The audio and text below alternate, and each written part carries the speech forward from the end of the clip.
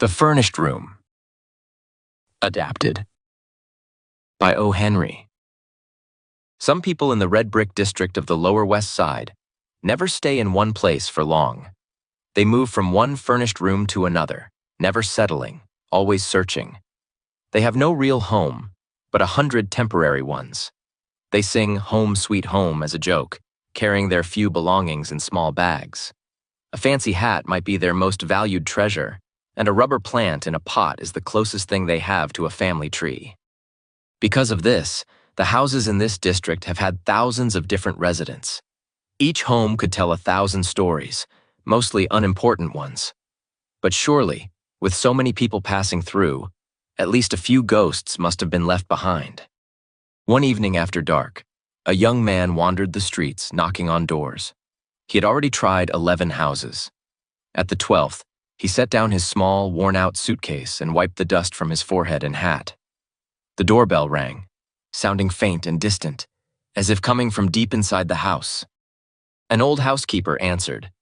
She made the young man think of a fat worm that had eaten everything inside a nut and was now looking to fill the empty space with paying guests. "Do you have a room for rent?" he asked. "Come in," said the housekeeper. Her voice was rough, as if her throat was lined with fur. "I have a room on the 3rd floor in the back. It's been empty for a week. Do you want to see it?" The young man followed her up the stairs.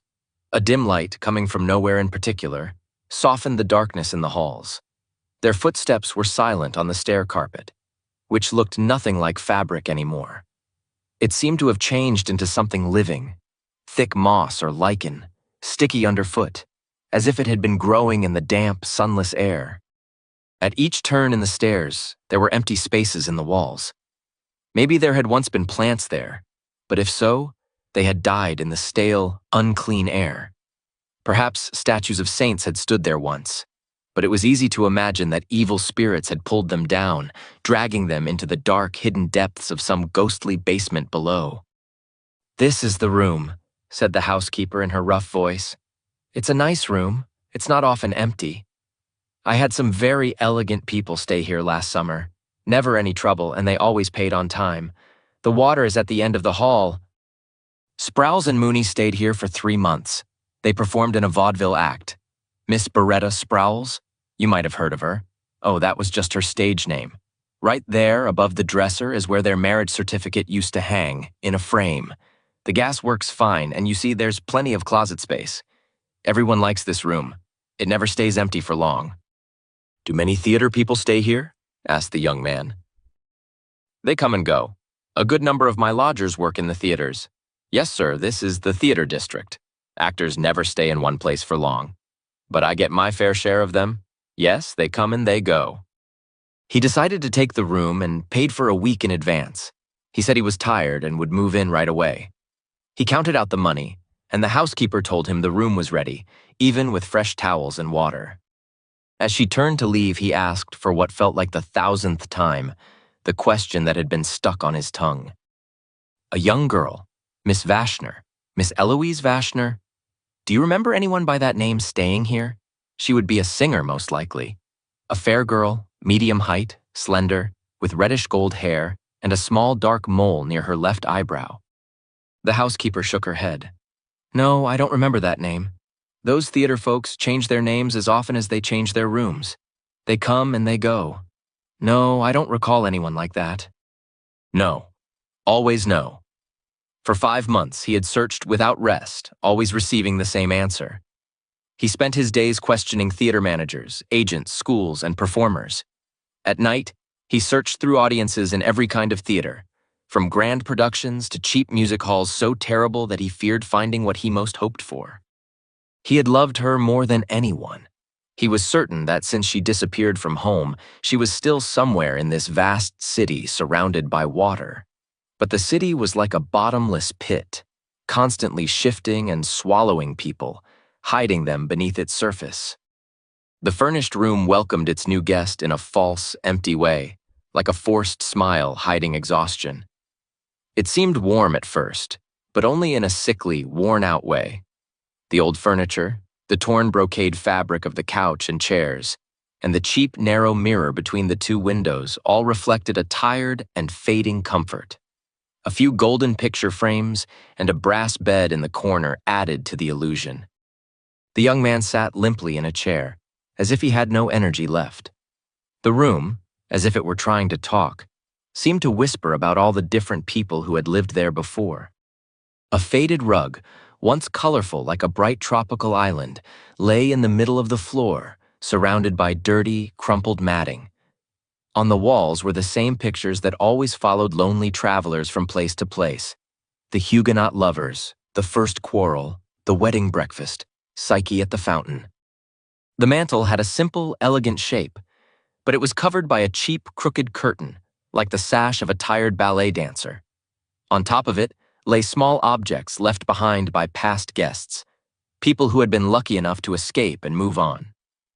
There was a tiny vase, pictures of actresses, an old medicine bottle, and a few stray playing cards from a deck. One by one, like hidden messages becoming clear, the small signs left by past guests in the furnished room began to tell their stories. The worn-out spot in the rug near the dresser showed that a beautiful woman had once lived there. Tiny fingerprints on the wall spoke of children trapped inside, reaching for sunlight and fresh air. A dark stain, spreading out like the shadow of an explosion, marked the spot where a glass or bottle had been thrown and shattered against the wall. On the narrow mirror, the name Marie had been scratched in shaky letters with a diamond. It seemed that the many people who had lived in this room had eventually turned against it, perhaps driven mad by its cold, lifeless feeling. They had taken out their anger on the furniture. The wooden chairs were chipped and dented. The couch, its springs broken and pushing out at strange angles, looked like the body of a strange beast that had died in agony. A powerful blow had taken a large chunk out of the marble mantel. The floorboards each had their own creaks and groans, as if crying out from separate pains. It was hard to believe that the people who had once called this room home had done so much damage to it. But maybe that was the reason.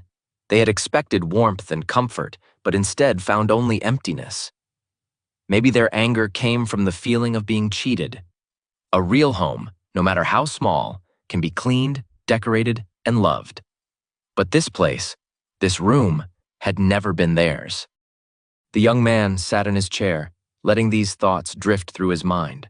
At the same time, sounds and smells from the house filled the air around him. From different rooms, he heard laughter, arguing, the rattle of dice, a mother singing a lullaby, and someone crying softly. Above him, a banjo played with energy. Somewhere, doors slammed. Outside, the elevated train roared past every few minutes.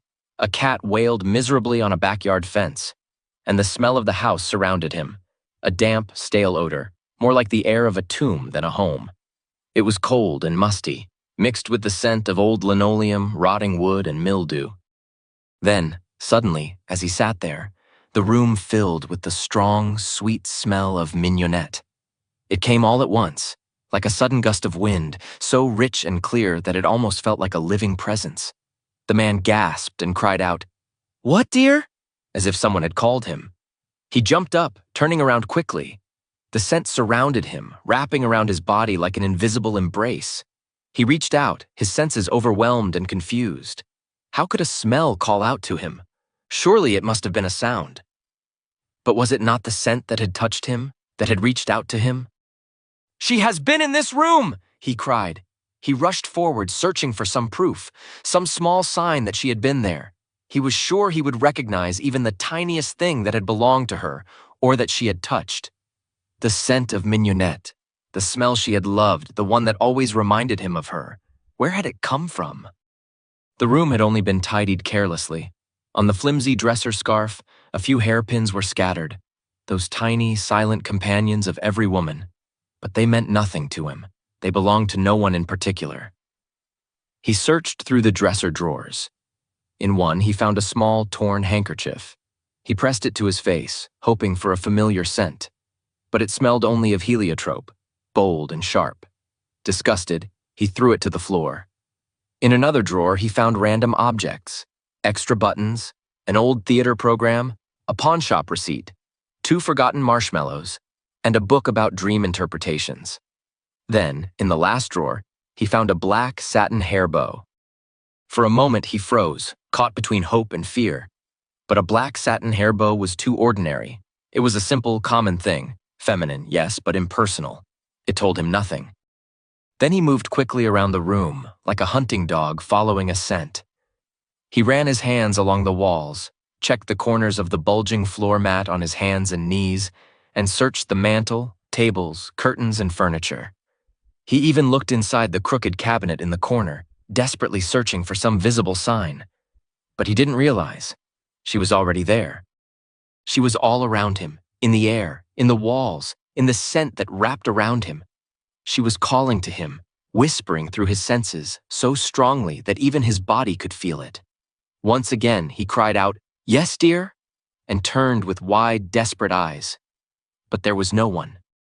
He stared into empty space, unable to see the love, the warmth, the open arms hidden in the scent of mignonette. Oh God, where is this smell coming from? Since when can a scent call out to someone? And so he kept searching. He dug through every corner, finding only old corks and cigarette butts, which he ignored. Then, under a fold of the matting, he found a half-smoked cigar. With a bitter curse, he crushed it under his heel.